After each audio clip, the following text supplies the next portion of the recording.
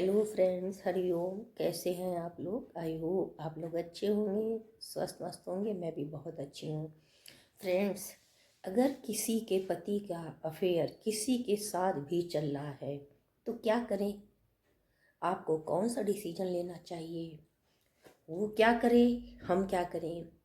मायके में चले जाना चाहिए या सारा दिन इसी बात की चर्चा किसी न किसी से करते रहना चाहिए, या अपनी फ्रेंड से बात करनी चाहिए, या रिश्तेदारों से बात करनी चाहिए? इस दर्द से छुटकारा कैसे मिलेगा? जब आपको पता चलता है कि ये चलता फिरता गटर है, तो आप इस गटर से कैसे बाहर निकलें? जो महिलाएं बहुत दर्द में जी रही हैं और उस पति के साथ रोज कलेश होता है, वो देखकर बच्चों के ऊपर बुरा असर पड़ता है। जब तक बच्चे स्कूल कॉलेज में होते हैं तब तक तो ठीक है, लेकिन जैसे ही घर में आते हैं उनके सर का दर्द चालू हो जाता है। माँ बाप की किचकिच बच्चों के जीवन में गलत असर डालती है। उन पति पत्नी को कौन समझाए? जब पति समझ जाता है, परिवार वाले जान गए हैं, तो बिल्कुल बेशर्म हो जाता है। आप ये जानते हैं या आपने सोचा है, इतने बड़े संसार में लाखों करोड़ों की भीड़ में यही आदमी मुझको क्यों मिला? भगवान ने इस आदमी को ही हमसे क्यों मिलाया? ये मेरा पति क्यों बना? कोई दूसरा क्यों नहीं बना? इसके पीछे कारण क्या है? भगवान हमसे कराना क्या चाहता है? क्या ये मेरे पिछले जन्म का कोई बुरा कर्म है? तो फ्रेंड सुनिए, हमारे संचित कर्म जब इकट्ठे हो जाते हैं, बहुत सारे कर्म हो जाते हैं, जिस इंसान से हमारे कर्म होते हैं उनसे लेना देना होता है, वो हमको पूरा करने इस संसार में, इस धरती पर आना पड़ता है। इसलिए परमात्मा हमें ऐसे लोगों से मिला देता है। जब मिला देता है तो समझ लीजिए, जिस दिन से वो पति, वो आदमी, वो इंसान मिल जाता है, उसी क्षण से हमारा बुरा समय शुरू हो जाता है। क्योंकि हमको तो कर्म काटने थे ना, वो भी संचित कर्म। जिस दिन हमारे संचित कर्म खत्म हो जाते हैं, उसी दिन उस पति से, उस आदमी से, उस मनुष्य से हमारा लेना देना खत्म हो जाता है। तो भगवान से प्रार्थना करें कि अब ये जीवन मेरा आपकी सेवा में है। प्रभु, मैं आपके चरणों में हूँ। प्रभु, मैं आपके चरणों में हूँ। आप इस शरीर से अपनी सेवा कराइए, मुझे इस काबिल बनाइए कि मैं आपकी सेवा कर सकूं। मुझको इतनी ताकत दें कि ये दुख हमारे जीवन से चला जाए और किसी दुश्मन के जीवन में ये दुख ना आए। ऐसी कल्पना करें और आप सोचिए, अगर आपका एक हाथ जल जाता, या आप जीने से नीचे गिर जाते, या आपका एक्सीडेंट हो जाता, आपका हाथ जल जाता या आपका एक पैर कट जाता, तो आप क्या करते? उस समय भी तो आप जीते। तो इससे अच्छा है ना, इस पति ने ये किया है तो जो उसने किया है तो उसका कर्म वो ही भोगेगा, हम थोड़ी ना भोगेंगे। तो ये दुख अच्छा है कि वो दुख अच्छा है? वो कर्म बना रहा है, हम कर्म काट रहे हैं। लेना देना दोनों का है। एक औरत थी, उसके यहाँ बहुत साल बाद एक बच्चा पैदा हुआ। थोड़े दिन बाद वो बच्चा मर गया। औरत को बहुत ज़्यादा परेशानी हुई, बहुत टेंशन हुई, इतना परेशान हो गई कि वो आत्महत्या के लिए तैयार हो गई। लेकिन उसको गुरु की याद आई, वो गुरु के चरणों में पहुंच गई, गुरु से प्रार्थना की, मुझे मेरे पुत्र से एक बार मिला दो। गुरु को उन पर दया आई। गुरु ने उसकी आत्मा को बुलाया और बोली, बेटा मुझे एक बार माँ कह दे। बेटा बोला, माँ? कौन सी माँ? कैसी माँ? तुम मेरी कोई माँ नहीं हो। नहीं, बोली, बेटा तुम मेरे बेटे थे, तुम इस संसार से चले गए हो, लेकिन मैं तुम्हारे बिना नहीं रह पा रही। कहती, माँ तुम मेरी माँ नहीं हो, तुम पिछले जन्म की मेरी सौतन हो, जो कि मेरे पति को, मेरे बच्चों को हमसे छीन कर ले गई। हम लोग रो रहे थे, परेशान थे, तुमसे माफ़ी मांग रहे थे और कह रहे थे मेरे पति को छोड़ दो, छोड़ दो, तुम छीन कर उसको ले गई। मैं रो रही थी, आज तुम रो रही हो। और ये कहकर उसकी आत्मा चली गई। ये होते हैं संचित कर्म जो हमको इस जन्म में भुगतने ही पड़ते हैं। कर्मों से कोई बच नहीं सका है। जब आप परिस्थिति नहीं बदल सकते तो आप अपनी मनोस्थिति बदल लें। अपनी मनोस्थिति आप कैसे बदलेंगे? ऐसे लोगों से मिलें, ऐसी जगह जाएं जहां आपको अच्छा लगे, पूजा पाठ में मन लगाएं, सत्संग भजन कीर्तन करें, कुछ नेक काम करें। नेक कोई एक दो कर्म कर ले रे, अजी थोड़ा थोड़ा प्रभु का भजन कर ले। थोड़ा थोड़ा प्रभु का भजन करो और अपने कर्म काटो। आपको ये लगता है मेरे पति के जीवन में एक औरत है जिसने मेरी जगह ले ली है और उस पति ने उस औरत को मेरा स्थान दे दिया है, तो आप धीरे धीरे अंदर से घुलने लगते हैं। जब आप धीरे धीरे घुलने लगते हैं तो दुख बीमारी का रूप ले लेती है। जो महिलाएं 10 साल, 15 साल, 26 साल, 30 साल से ये दुख झेल रही हैं, उनको इतने दिन हो गए हैं, वो हादसे से बाहर नहीं निकल पा रही हैं, या आपके पति आपसे माफ़ी मांग रहे हैं या नाटक कर रहे हैं, तो आप उनको माफ़ करें। नहीं अंदर से माफ़ कर सकती तो ऊपर से ही माफ़ कर दें, क्योंकि ये घर, ये गृहस्थी का पहिया दोनों मिलकर चलाते हैं। या आप ये समझती हैं ये हमारे पति की फितरत है जो ये ऐसा कर रहा है, तो आपको निर्णय लेना है। आपको तलाक लेना है, मैके जाना है, या आप स्ट्रांग महिला हैं, आप सारे खर्चे उठा सकती हैं, तो आप हर तरीके से सक्षम हैं, आप फैसला लीजिए। मैके पक्ष मजबूत नहीं है, या माँ बाप नहीं है, या आपको उसी घर में रहना है, या तलाक लेना है, वगैरह वगैरह, जो आप डिसीजन लेना चाहती हैं आप ले सकती हैं। या तो तुरंत या थोड़ा रुक के लेंगी तो शायद कुछ बात बन जाए। अगर आपको साथ रहना है तो आप ये प्रण ले लें, आपको अपने पति की चीज़ों को हाथ नहीं लगाना है, उनसे दूर ही रहना है। जहाँ तक कि हो उनके फ़ोन को टच भी ना करें, उनकी चीज़ों से बहुत दूर रहें, क्योंकि उसमें उनके राज छुपे हैं जो कि वो सोचते हैं कि आपके छूते ही बवाल हो जाएगा। तो आप उन चीज़ों से दूर रहें जिसकी भनक जब बच्चों को लगती है तो उनको बहुत ख़राब लगता है। लेकिन बच्चे किससे कहें? जब वो बच्चे बाहर कहते हैं तो लोग बच्चों का फ़ायदा उठाते हैं, धीरे धीरे बच्चे हमारे हाथ से निकल जाते हैं। आपको सोचना ये है, इस घर के अंदर ये मेरा पति है, ये मेरे बच्चों के पिता हैं, को अपने घर से लड़ाई झगड़ा दूर भगाना है, अपने घर को पॉजिटिव बनाना है, क्योंकि पति पूरी तरह दूसरी औरत के जाल में फंस चुका है।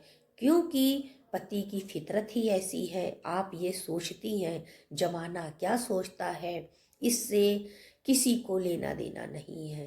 कहते हैं जाके फटी ना बीमाई, वो क्या जाने पीर पर आई। वो दूसरी महिला उसको सुकून देती है, कितना देती है, कैसे देती है, ये सब उनकी पर्सनल बातें हैं जो हमको सोचना भी नहीं है। धीरे धीरे जब आप भगवान की सेवा, सुमिरन, सत्संग में रम जाएंगी, आपको हीलिंग मिलने लगेगी। ही उस औरत को आपको गाली देनी है, ना अपने पति को गाली देनी है। केवल आपको चेंज करना है, जैसे आप एक ड्रेस को चेंज करते हैं कि ये पहन ली, आज दूसरी पहननी है। इस तरह रोज रोज अपने को नए विचार देकर उस जगह से हटना है। माना मेरे पति ने ऐसा कर लिया, मेरे पति ने ऐसा कर लिया, अब ये सोचना बंद करो मेरे पति ने ऐसा कर लिया, अगर हमारा पति होता तो ऐसा ना करता। ये दुख तो आना था और आ चुका। पति पत्नी को दूर होना था, वो हो गए। अगर किसी को प्रेम करना था तो कृष्ण भगवान जैसे करते। रियल लाइफ और रियल लाइफ में अंतर है। रियल लाइफ फेक है और 80% लोग उसमें फंसे हुए हैं।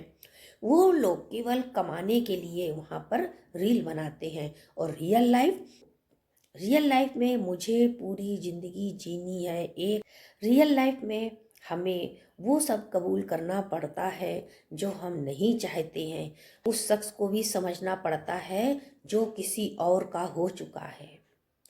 जो 20% प्रेम का में है वो तो पतियों को दिख रहे हैं लेकिन उसके पीछे भाग रहे हैं, या आपको आपका पति मार रहा है या शराब पी रहा है या आपके जीवन में बहुत ज़्यादा दुख दे रहा है, खाने पीने हर चीज़ से आपको वंचित करके रखा है।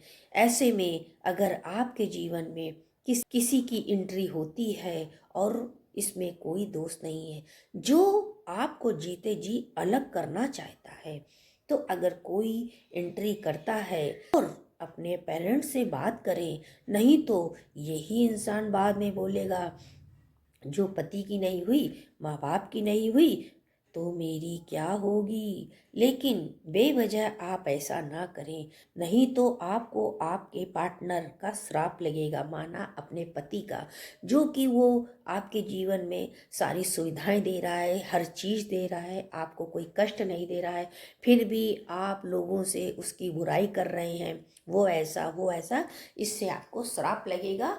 फिर आपका एक कर्म और तैयार हो जाएगा। कहते हैं जो होता है अच्छे के लिए होता है। हाँ, पति पत्नी और वो जो आपके दिल में चल रहा है वो प्रभु को सौंप दो और प्रभु से प्रार्थना करो। बोलो, है हार तुम्हारे हाथों में और जीत तुम्हारे हाथों में, अब सौंप दिया इस जीवन का सब भार तुम्हारे हाथों में, है जीत तुम्हारे हाथों में और हार तुम्हारे हाथों। अब चाहे प्रभु जीत हो या हार हो, मैं आपकी शरण में आ गई हूँ, तो प्रभु हमको अपने शरण में ले लो, यही प्रार्थना करो। बड़ा मुश्किल है वहाँ रहना जहाँ तू भी है मैं भी हूँ पर हम नहीं हैं। वैसे भी किसी के आँख में आंसू देकर आप कभी सुखी नहीं रह पाओगे, क्योंकि जो आजकल दिख रहा है, जो हो रहा है, जो दुनिया के साथ बीत रहा है, मैं वो ही बोल रही हूँ। जो पति ये सोच रहे हैं कि ये औरत पढ़ी लिखी नहीं है, मैं इसका खर्चा चला रहा हूँ, या मैं ही इनका भगवान हूँ, मैं ही इनका अन्नदाता हूँ, तो वो भोगेंगे, समझे या ना समझे, लेकिन भगवान सब समझ रहे हैं।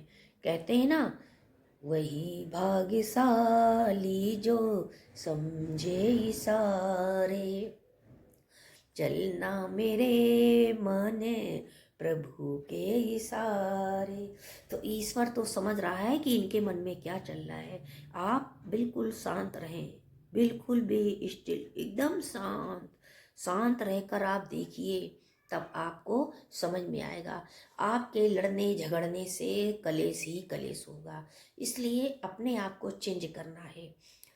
कहते हैं ऐसे लोगों के प्यार में लानत है, तेरे तेरे एतबार पर लानत है। सुना है दुनिया में एक शकल के होते हैं 7 लोग, तेरी जैसी फितरत के उन 6 पर भी लानत है।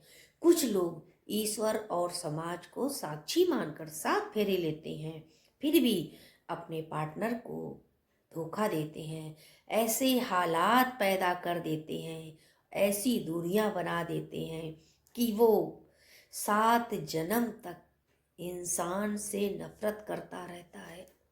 ऐसे हालात पैदा करते हैं कि वो शख्स इंसानियत के नाम से भी नफरत करने लगते हैं।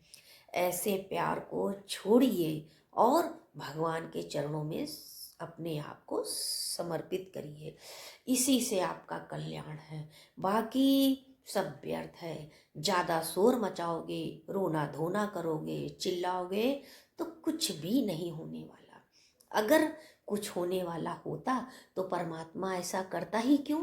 7 फेरों के बंधन में बंधे समाज के सामने किसी आदमी ने 7 फेरे लिए, तो वो ऐसा कैसे कर सकता है।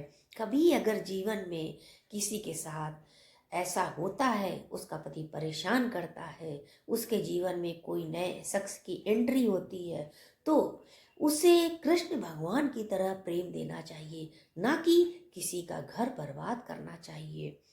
ये सोचिए, अगर आपके ऐसा करने से किसी का घर बर्बाद होता है तो फिर एक संचित कर्म और तैयार हो जाएगा। फिर उस कर्म को भुगतने के लिए आपको इस संसार में आना पड़ेगा। इसलिए यहीं से हाथ जोड़ो, प्रणाम करो और बोलो, प्रभु जो आप कर रहे हो उसी में मेरी भलाई है। मैं का जानू तेरी रघुराई, तू जाने मेरी किस में भलाई। हम नहीं जानते मेरी भलाई किस में है, भगवान ने मेरे साथ अच्छा किया या बुरा, हम कुछ नहीं जानते। हम तो ये जानते हैं कि बस मैं तो आपकी शरण में हूँ। मैं हूँ शरण तिहारी, तू जाने तेरा काम जाने। मैं हूँ शरण तिहारी, तू जाने तेरा काम जाने। आपको ये ब्लॉग कैसा लगा आप लोग ज़रूर कमेंट करिएगा। आपके एक कमेंट से फिर मैं एक नया ब्लॉग बनाती हूँ। मिलते हैं नेक्स्ट ब्लॉग वीडियो में, तब तक के लिए सभी फ्रेंड को हरि ओम।